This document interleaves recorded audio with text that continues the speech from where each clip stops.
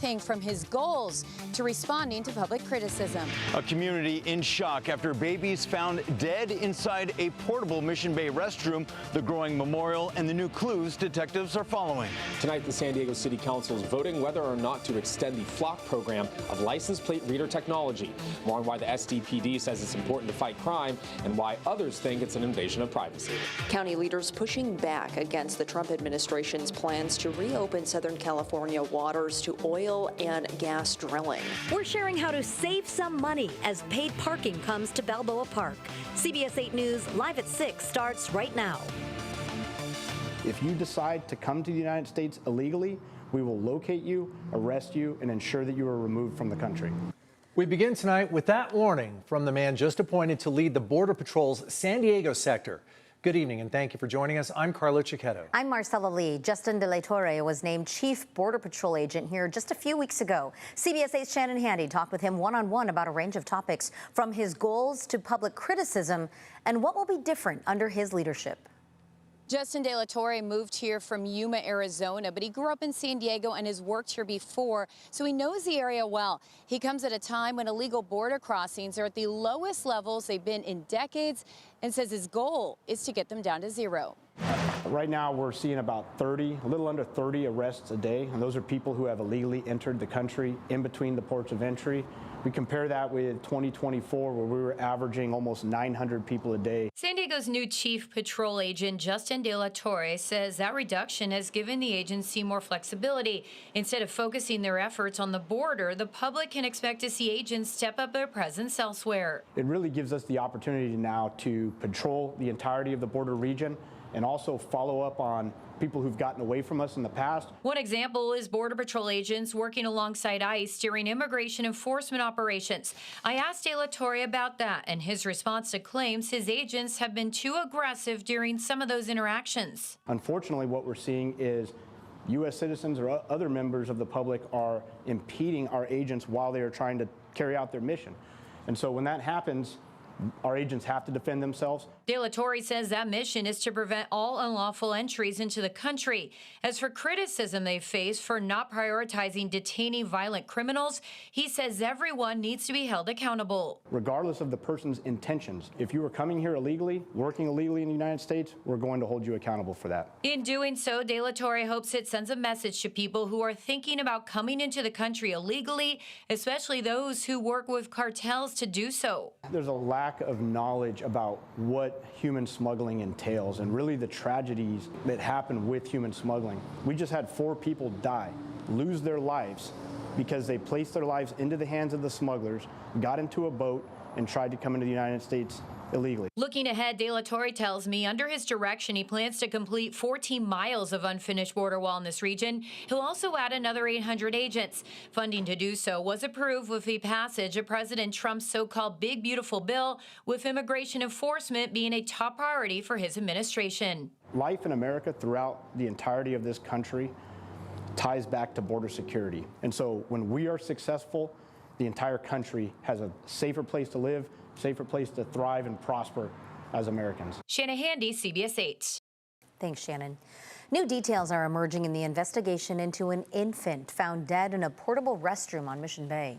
As police work to determine what happened, strangers from across the community have created a small memorial at the site. CBS 8's Brian White joins us live from Mission Bay, where that baby was found yesterday. And Brian, what are we learning tonight? Investigators are still piecing together exactly what happened here yesterday afternoon. You can see the portable restroom where that tragic discovery was made, and now there was a small but emotional memorial here. We pray for the baby that is now back with you. A growing tribute sits next to the portable restroom where a baby boy was found dead yesterday afternoon. Flowers, balloons, and a sympathy card placed here by people who never knew him, but say they felt compelled to act. We ask you to bless and just be with the family. Many who frequent this Mission Bay parking lot say they're heartbroken. This is not right. It makes your heart hurt. My heart hurts knowing that I sleep here and I face this toilet every day. Cynthia Green and her friends live in their vehicles here. They're the ones who started this small tribute. He was a beach angel baby. because he died here at the beach. He's an angel. For Ryan Cummins, who also frequents this area, the loss feels especially personal. It hurts really deeply, and down deep inside, you feel the pain. And I just hope whoever did this, they found the person, they hold them responsible, and the person can get help if they need it. San Diego police say the infant boy was discovered just before 1:30 yesterday afternoon by an employee doing routine waste removal. Paramedics arrived, but the child was pronounced dead a short time later. Right now, we're just trying to establish a timeline of events, interview as many witnesses that frequent this park as possible that may have seen something, may have heard something. Police say the baby appeared to be about 27 weeks along and recently born prematurely. The identity of the child and the parents is still unknown. We'd love to get a statement out of the mom who could possibly put clarity as to, how this happened or why it happened. The autopsy was done today at the medical examiner's office, and homicide detectives were there for that. They want anyone with any information about what happened to contact police directly or Crime Stoppers. I'm Brian White, CBS 8. Thank you, Brian. The San Diego City Council voted unanimously today to pay $30 million to the family of a 16-year-old boy who was shot and killed by a police officer earlier this year. Kanoa Wilson's parents sued the city and San Diego Police Department officer Daniel Gold in connection with the teen's shooting death on the night of January 28th. According to the lawsuit, the boy was running from gunshots fired at him by another person when he encountered the officer who shot the boy twice. Councilmember Henry Foster III pleaded to Mayor Todd Gloria for, quote, serious change. This is not a time for excuses. Missteps were made here, and we must own that and do everything we can to ensure that this does not happen again. The family's attorney believes the settlement may be the largest amount paid in a case stemming from a police killing in U.S. history, surpassing the $27 million paid out by Minneapolis to the family of George Floyd. And the San Diego City Council is voting tonight whether to allow SDPD to continue to use automatic license plate recognition cameras. SDPD says those cameras are a huge help in police work, but critics claim those cameras infringe on the public's privacy. CBS 8's Alex Cheney is live from the City Council chambers with more. Alex. Yeah, Carlo, it's been quite the City Council meeting tonight. Public comment on this issue started at 3 o'clock. It's now just past 6. We're still going. There's been about 180 public speakers tonight. We still got to get to the City Council to speak, and then we'll get to a vote. So it is going to take a little bit of time. But yes, at issue tonight are those automatic license plate readers that maybe you have seen around town. They're across several streetlights across the San Diego area. Now, every year, the San Diego Police Department presents an annual surveillance report that's required yearly. They got to do this every year and approve this under the city's trust ordinance, and it's designed to promote transparency, public understanding, and accountability. According to SDPD data obtained by CBS 8, between October 2024 and August of 2025, the cameras led to 187 arrests and citations. Of those cases, 151 involved stolen vehicles, helping police recover nearly $2.2 million in stolen property. San Diego police said the cameras have also assisted in solving 2 murders and 9 assaults. Police say the cameras do not record an image of the driver, there is no facial recognition, and does not record the vehicle's registration. Now, some speakers think that the flock cameras keep the community safer, but others say it's an invasion of privacy.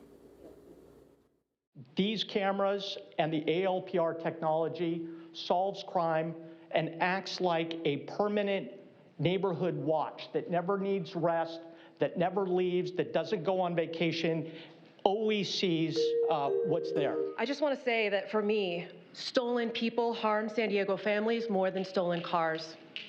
Stop flock. Public comment is still going. I hope to bring you an update on the vote coming up later tonight at 7. Back over to you.